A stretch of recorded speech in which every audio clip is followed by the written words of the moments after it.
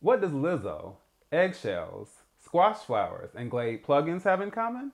Yet another episode of Insecure.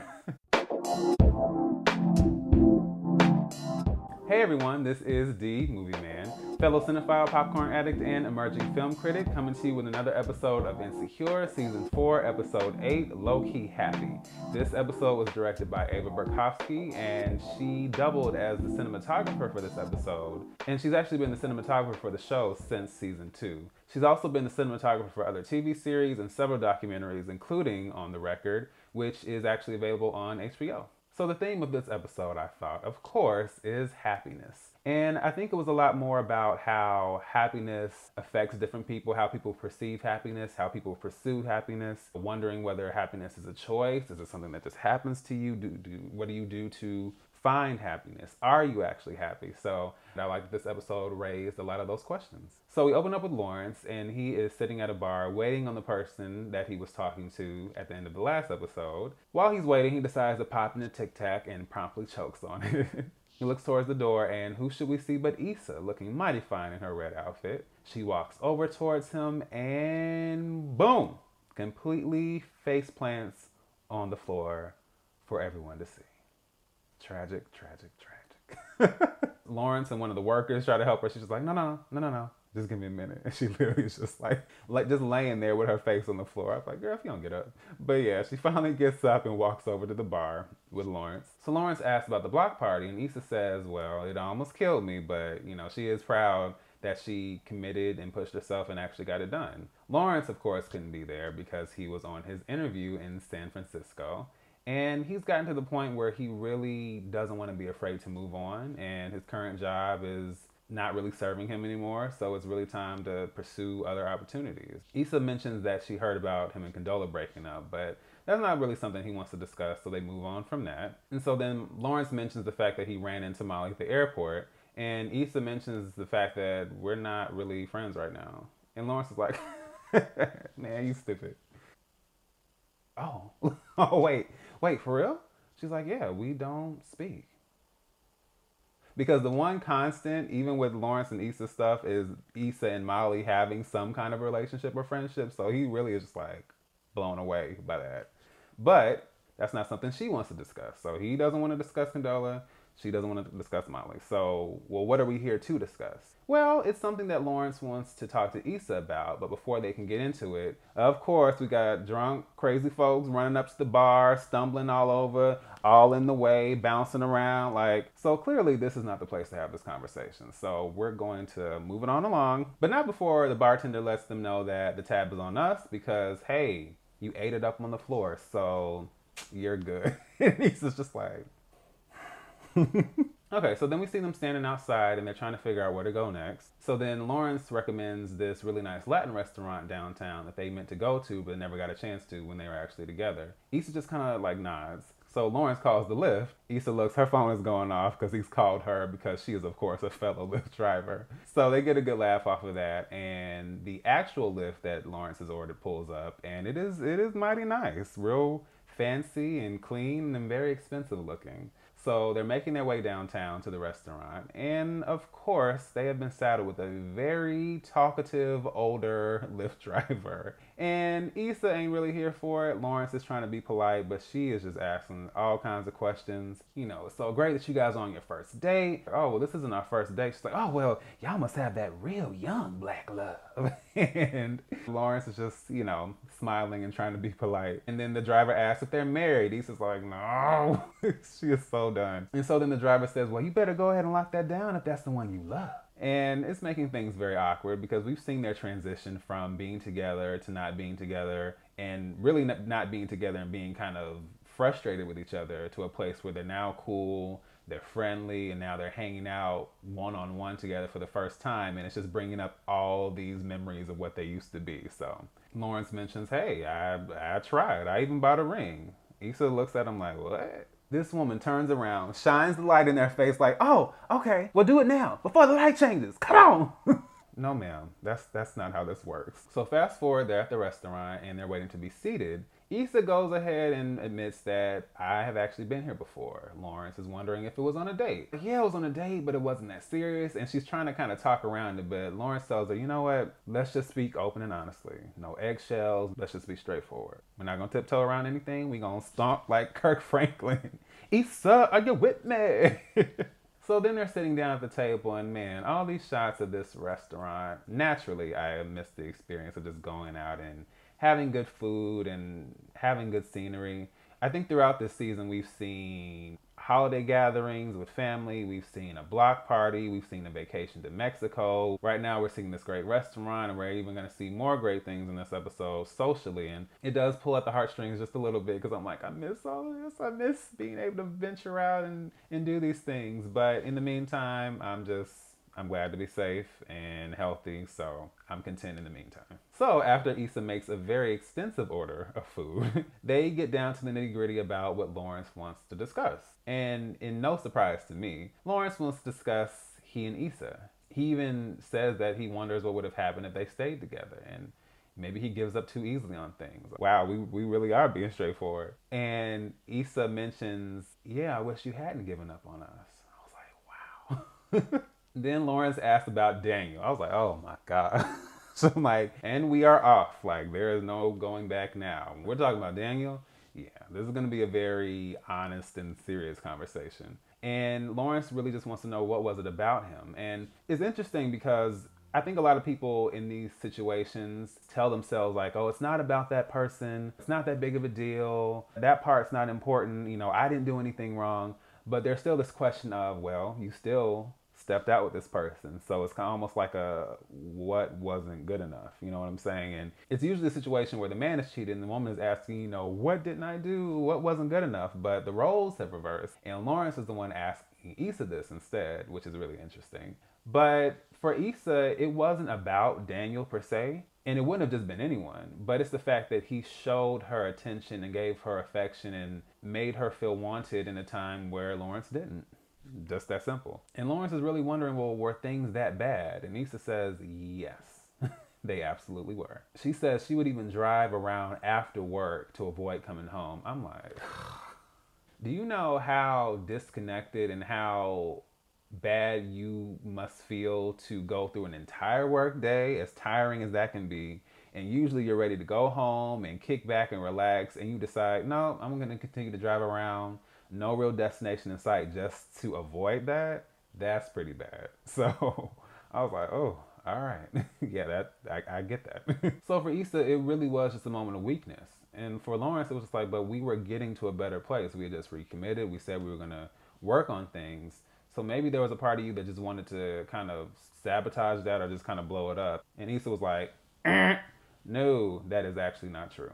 I was absolutely devastated when we broke up. And it's interesting because I even remember back in season 2 where Molly was telling Lawrence, I understand Issa cheated, but she's not a cheater. That's not who she inherently is. So it was more than just, oh, I just want to go out and have sex because I feel like it. So for Issa, it was absolutely devastating to lose Lawrence. But there was a whole year where Lawrence refused to do anything. He didn't want to talk. He didn't want to go out. He didn't want to have sex. He didn't want to do anything. And I can only imagine how messed up it must be to be in a relationship with someone, but you feel completely alone. It's just like, well, why are we even in this situation? And Lawrence obviously was going through some mental health issues, but there was also a lack of communication on his end. It just was kind of like, I'm just here and I don't want to go anywhere. And she's doing her best to hold up her end, but you can only hold up so much of your end before it becomes unbalanced. You didn't want to do anything. You didn't want me, Lawrence. And when she said that, I could hear the pain in her voice. I was just like, man. Lawrence mentions that it wasn't about not wanting her, but seeing her go out and making things happen, going to her job, actually achieving something, just reminded him that things were not happening for him. He was not achieving. He was not succeeding. He wasn't venturing out and doing anything. He had nothing to really hope for or to be excited about or to appreciate. It was just like, he just got down on himself and he disconnected from Issa completely. And because he didn't communicate that to her, they just stayed in this weird holding pattern of, I'm not going to talk, but I'm going to stay here. And Issa's like, well, I'm going to try to support you and I'm not happy, but I'm still here. And then when, of course, things eventually blew up, it was easier for Lawrence to just blame her And in that way, he could just ignore all the stuff that was actually going on with him, all the mental and emotional issues that he was dealing with. It was easy just to say, like, you know what? Yeah, you're the one who messed this stuff up, but there were already issues before that even happened.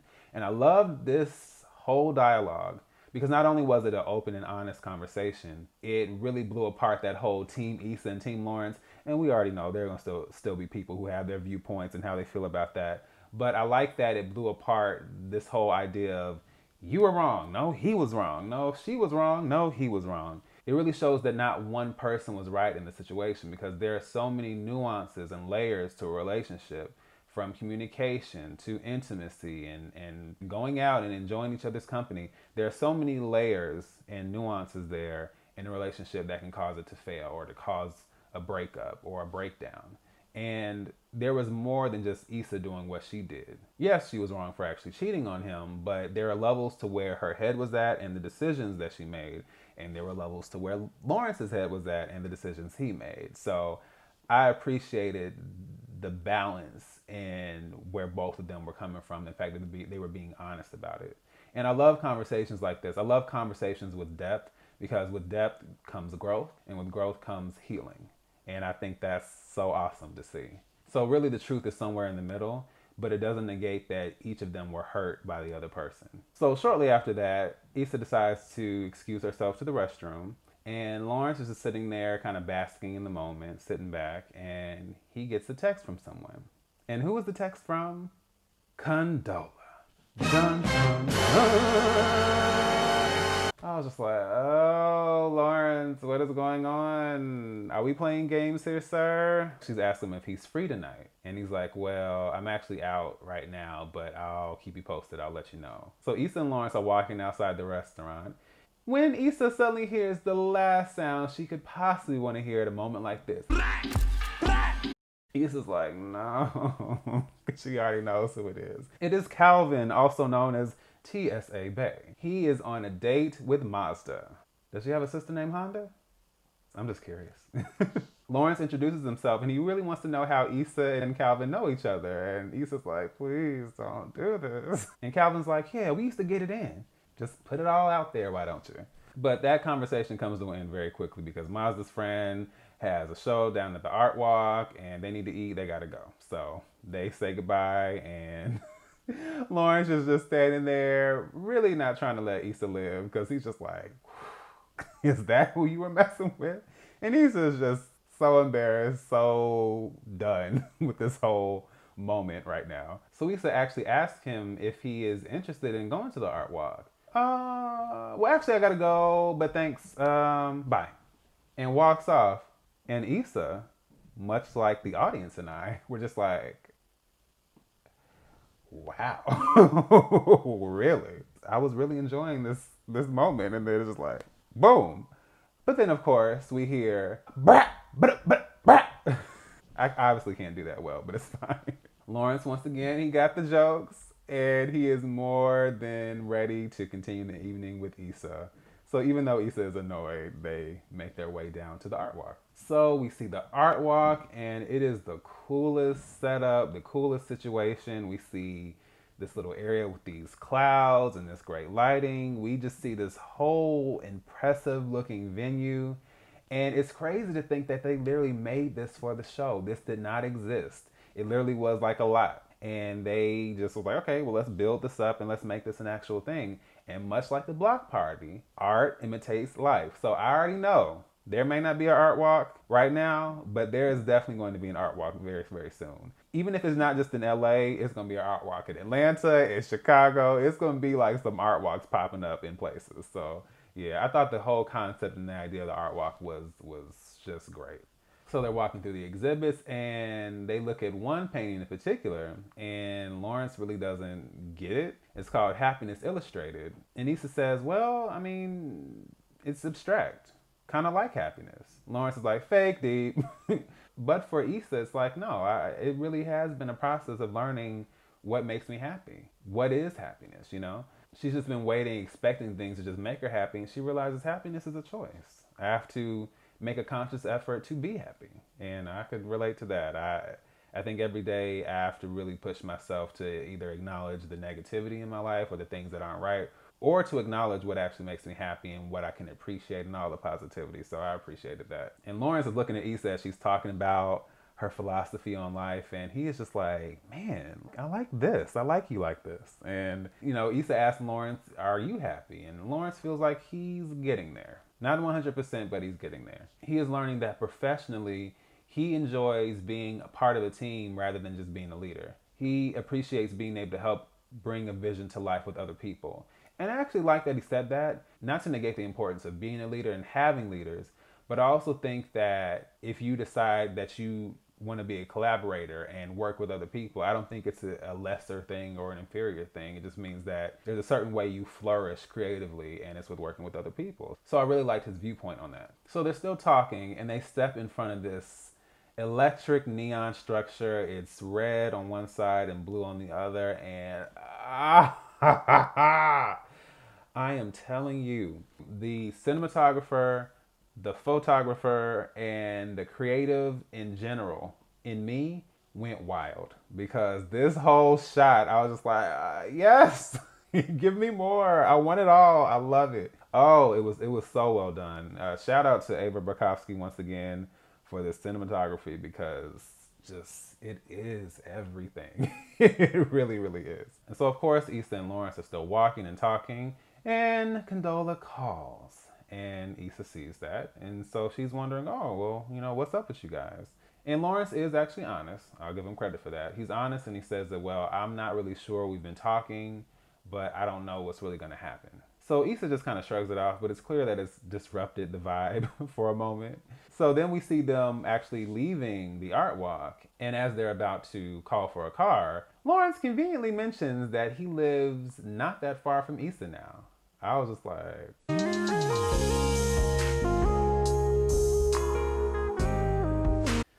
okay.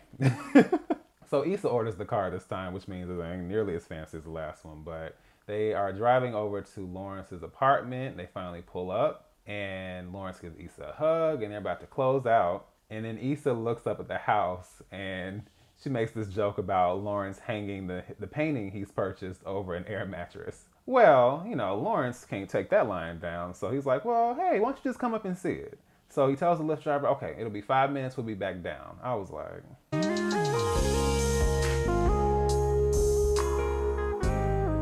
oh, okay.